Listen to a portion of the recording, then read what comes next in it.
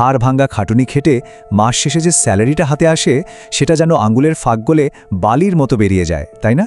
অ্যাকাউন্টে টাকা ঢুকতে না ঢুকতেই বাসা ভাড়া, ইএমআই আর হাজারো বিল। মনে হয় যেন টাকা শুধু আসতেই থাকে আর যেতেই থাকে। ভবিষ্যতে জমানোর মতো পকেটে আর কিছুই অবশিষ্ট থাকে না। আচ্ছা, চলুন এবার ঠিক এই বিষয়টারই একদম গভীরে যাওয়া যাক। একটা স্যালারি কি সত্যি কাউকে প্রকৃত অর্থে সম্পদশালী করতে পারে, নাকি এটা পুরোটাই একটা ইলিউশন বা মায়া? এটাই কিন্তু আজকের মূল রহস্য। চারদিকে সবাই তো প্রচুর পরিশ্রম করছে, টাকাও রোজগার করছে, কিন্তু সেই পরিশ্রমের সমানুপাতিক হারে কি সত্যিই সম্পদ তৈরি হচ্ছে, নাকি এটা শুধুই কাজ করে যাওয়ার এক অনন্ত চক্র আর টাকা আয়ের একটা মরীচিকা? এই রহস্যের প্রথম সমাধানটা লুকিয়ে আছে প্রখ্যাত বিনিয়োগকারী ওয়ারেন বাফেটের একটা অসাধারণ কথার মধ্যে। তিনি বলেছেন, খরচ করার পর যা বাঁচে তা সঞ্চয় করো না, বরং সঞ্চয় করার পর যা বাঁচে তা খরচ করো। একটু ভেবে দেখলেই বোঝা যায় এই একটা মাত্র মানসিকতার পরিবর্তনই হলো সারা জীবন আর্থিক টানাটানিতে ভোগা আর ফিনান্সিয়াল ফ্রিডম পাওয়ার মধ্যে সবচেয়ে বড় পার্থক্য। এটা শুধু একটা সাধারণ উক্তি নয়, এটা একটা সম্পূর্ণ আর্থিক দর্শন। আর এই বিষয়টা চমৎকারভাবে বুঝিয়ে দেয় যে আমাদের রোজগারের টাকার সমীকরণই আর্থিক ভবিষ্যৎ নির্ধারণ করে।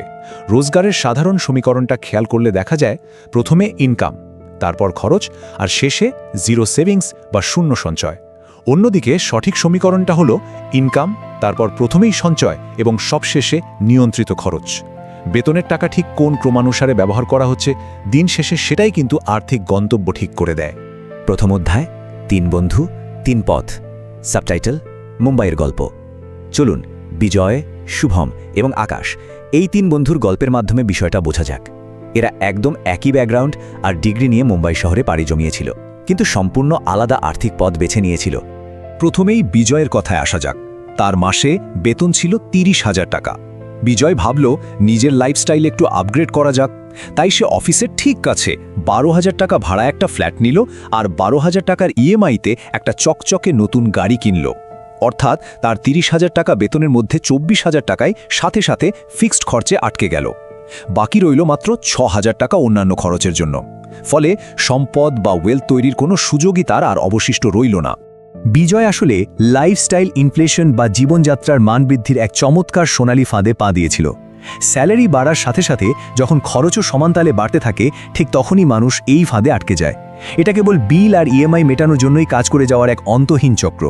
বিজয়ের প্রতিবার বেতন বাড়ার পর মনে হতো জীবনে খুব উন্নতি হচ্ছে, কারণ চারপাশে দামি ব্র্যান্ড আর স্ট্যাটাস ছিল। কিন্তু বাস্তবে এটা ছিল নিছকই উন্নতির একটা বিভ্রম। এবার সবচেয়ে আকর্ষণীয় বিষয়টা হলো এই 11 বছর সংখ্যাটি।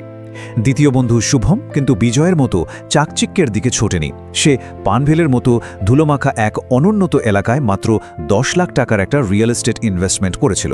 আর তারপর সে চুপচাপ ধৈর্য ধরে অপেক্ষা করেছে।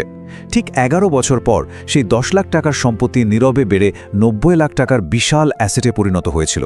শুভম জানত যে আসল খেলাটা টাকার অঙ্কে নয়, বরং ধৈর্য আর সময়ের মধ্যে লুকিয়ে আছে। এবার আসি তৃতীয় বন্ধু আকাশের কথায়। আকাশ তার সম্পদ তৈরির প্রক্রিয়াটাকে একদম অটোমেট বা স্বয়ংক্রিয় করে ফেলেছিল 50-30-20 রুলের মাধ্যমে। সে তার ইনকামের 50% প্রয়োজনের জন্য, 30% লাইফস্টাইলের জন্য আর 20% একদম নন নেগোশিয়েবল বা বাধ্যতামূলক ইনভেস্টিংয়ের জন্য বরাদ্দ করেছিল। নিজের শখ মেটানোর জন্য 1 টাকাও খরচ করার আগে সে প্রতি মাসে নিয়ম করে ইন্ডেক্স ফান্ডে ওই 20% এসআইপি করত। আকাশের এই সিস্টেমের একটা গোপন অস্ত্র ছিল। সে যে শুধু ধারাবাহিকভাবে ইনভেস্টই করত তা কিন্তু নয়, বরং প্রতি বছর তার মাসিক ইনভেস্টমেন্টের পরিমাণ 10% করে বাড়িয়ে দিত, মার্কেট যেমনই থাকুক না কেন। এর পাশাপাশি ফ্রিল্যান্সিং করে সে যে বাড়তি টাকা আয় করত তার পুরোটাই সরাসরি পোর্টফোলিওতে ঢেলে দিত, বিশেষ করে মার্কেট যখন ক্র্যাশ করত তখন। কারণ সে খুব ভালো করেই জানত যে ডিসকাউন্টে কেনাটাই লং টার্ম ওয়েলথ বা দীর্ঘমেয়াদী সম্পদের আসল ভিত্তি। দ্বিতীয় অধ্যায়, সম্পদ তৈরির গণিত। সাবটাইটেল, কম্পাউন্ডিংয়ের জাদু উন্মোচন। 3 বন্ধুর গল্প থেকে বেরিয়ে চলুন এবার আমরা দেখি কিভাবে সময়ের সাথে সাথে টাকা গাণিতিকভাবে বহুগুণে বৃদ্ধি পায়। চলুন 7-3-2 রুলের টাইমলাইনটা একটু দেখা যাক। ধরে নেওয়া যাক গড়ে 10% রিটার্ন পাওয়া যাচ্ছে। প্রথম 7 বছর হলো বেস বা ভিত্তি তৈরির সময়, যা ভীষণ ধীর আর একঘেয়ে। জমানো টাকা দ্বিগুণ হতে এই পুরো 7 বছর সময় লেগে যায়, কিন্তু আসল মোমেন্টাম বা গতি আসে পরের 3 বছরে। আর তারপর শেষের 2 বছরের টাকার গ্রাফ একদম রকেটের মতো এক্সপোনেনশিয়ালি ওপরে উঠে যায়। কারণ তখন সুদের ওপর সুদ জমতে থাকে।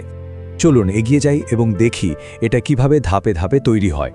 কম্পাউন্ডিং হলো রানওয়েতে ছুটতে থাকা একটা বিমানের মতো। আকাশে ওড়ার আগে এটা মাটিতে অনেকটা সময় ধরে শুধু গতি সঞ্চয় করে। যারা ওই প্রথম 7 বছরের বোরিং ফেজটা সহ্য করতে না পেরে ইনভেস্টমেন্ট বন্ধ করে দেয়, তারা কখনোই এই রকেটের মতো টেক অফ করার ম্যাজিকটা অনুভব করতে পারে না।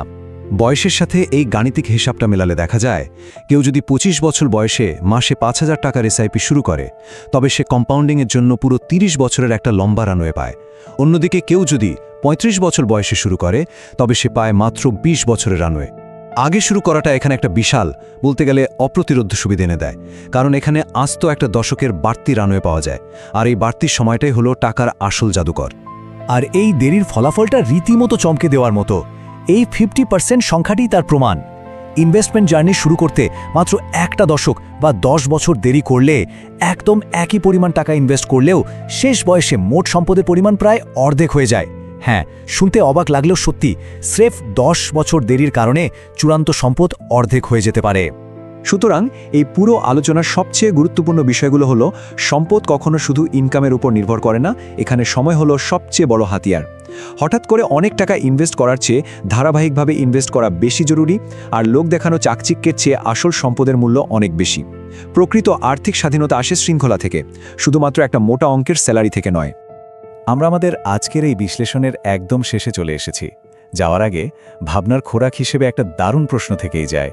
প্রতি মাসের স্যালারি কি ভবিষ্যতের স্বাধীনতার জন্য একটা সিস্টেম তৈরি করছে, নাকি সেটা শুধুই গতকালের লাইফস্টাইলের খরচ মেটাচ্ছে? একটু ভেবে দেখার বিষয়। আর্থিক অভ্যাসগুলো কি বিজয়ের সেই ইএমআইয়ের মায়ের সাথে মিলে যায়, নাকি আকাশ আর শুভমের মতো নীরবে বেড়ে ওঠা সম্পদের সাথে? আজকের মতো এখানেই শেষ করছি। নতুন কিছু শেখার এই যাত্রায় সাথে থাকার জন্য অনেক ধন্যবাদ।